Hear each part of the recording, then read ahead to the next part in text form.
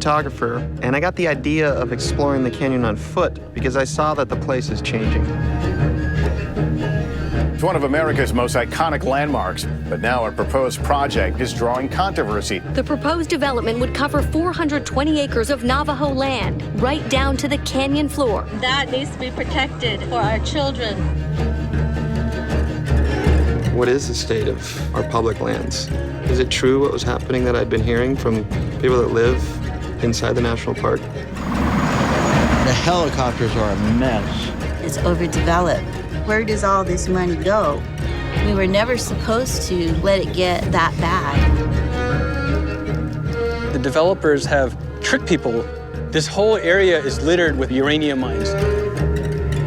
This is the most protected place in the world, and yet I spend most of my time protecting this place. I set out to hike the entire length of the Grand Canyon. You don't know what you don't know. How hard could this be?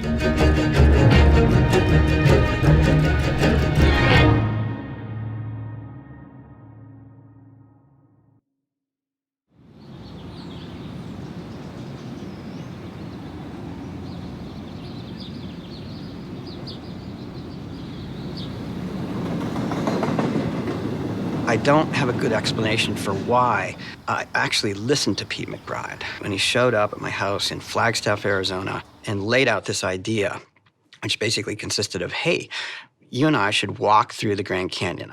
I want to do this project, and I want to do it with you. Kevin, I knew where he was going to stand on things. But I proposed this idea to him of maybe walking the park. I told him I could convince National Geographic to give us a platform to tell a story. He assured me that I didn't need to do anything to prepare, that I could basically get off the couch and head into the canyon, and it would be cool. I somehow made Kevin believe that we could do this. He knew that I was fascinated by and obsessed with this landscape, and he knew that that idea would be almost impossible for me to resist. Did I sell Kevin a bag of goods? Yeah, on some level, yes.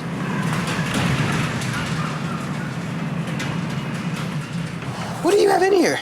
Did you sneak like a garbage bag full of burritos in here? Did you stop at Taco Bell? Should I not bring chocolate cake?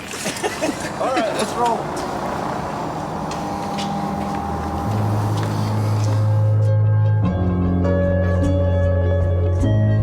So here's the thing.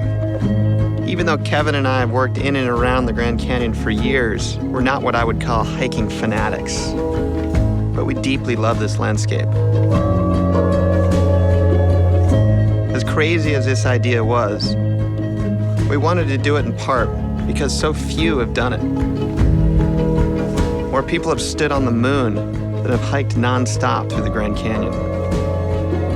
But more importantly, there's this growing notion that the canyon is for sale.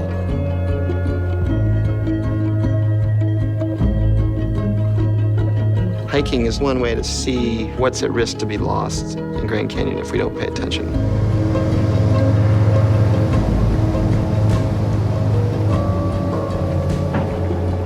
The pack feels really heavy.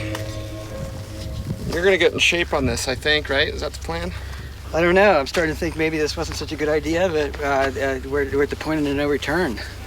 I guess we're going that way for a long ways. Yeah, I've spent 700 nights below the rim, but this will by far be the longest trip. My first introduction to Grand Canyon was, 25 years ago on a river trip, and I came away just amazed, in awe. And I've spent half of my life in that place. Rich is probably the most seasoned Grand Canyon hiker that exists on the planet. I got a call saying, Pete McBride is looking to go walk in the canyon. Could he tag along with us for the first 12 days through a difficult section of the canyon? All right, step over the line. To kind of get their sea legs under them, if you will. And they would hopefully acquire enough knowledge to continue on their own. Carry on, lads.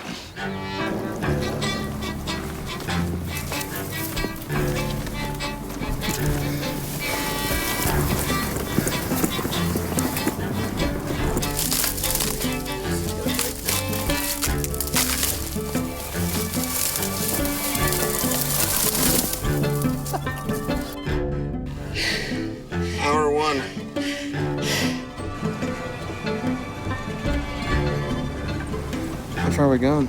I don't think we've gone 5 miles yet. People through hike the Pacific Crest Trail or the Appalachian Trail, 2,000, almost 3,000 miles.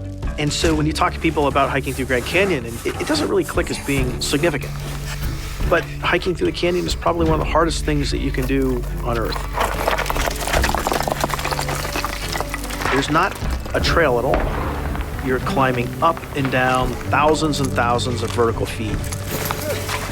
I'm good. I'm good. And friends have got to store food ahead of you. Nuts. Or you'll starve.